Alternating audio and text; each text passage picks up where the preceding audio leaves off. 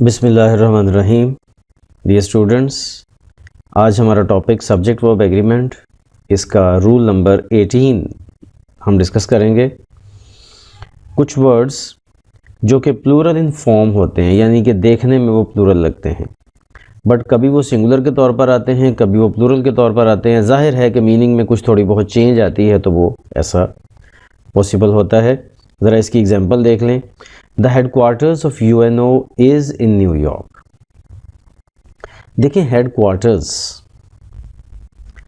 S लगने से headquarters plural नहीं बन गया, ठीक है, क्योंकि हेडक्वार्टर्स कहते ही हेड ऑफिस को हैं।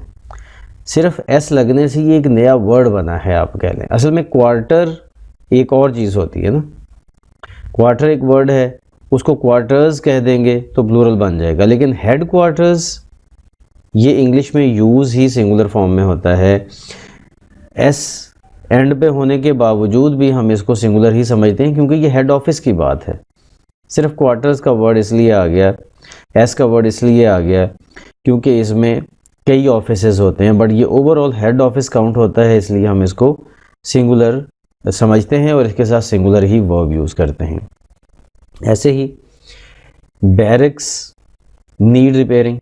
बैरक्स का मतलब बहुत सारे रूम्स बने हुए हैं जहाँ पे सोल्जर्स, कांस्टेबल्स वगैरह रहते हैं, आर्मी पीपल वगैरह रहते हैं, आर्मी के सोल्जर्स वगैरह वो रहते हैं।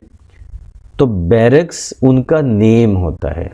एक को एक बैरक कहते हैं, लेकिन जब सबको कलेक्टिवली बात करनी हो तो बैरक्स बोलते हैं।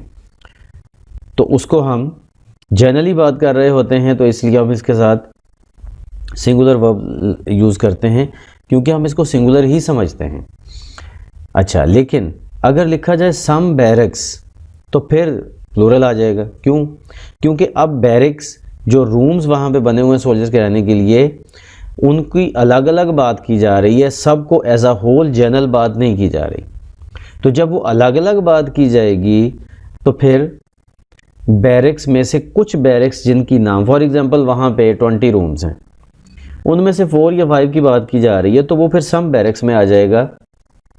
वो चूँकि हम इंडिविजुअल रूम्स को पॉइंट आउट करके बात कर रहे होंगे, तो इसलिए फिर हम सम बैरक्स को प्लूरल समझेंगे और इसके साथ नीड लगाएंगे, जो कि प्लूरल वर्ब है। इसकी और एग्जांपल्स अगर हम देखते हैं तो barracks, headquarters, whereabouts, arms etcetera, ये सब इसकी एग्जांपल्स हैं। आज के लिए इतना ही। That's it for today. अल्लाह हाफिज़।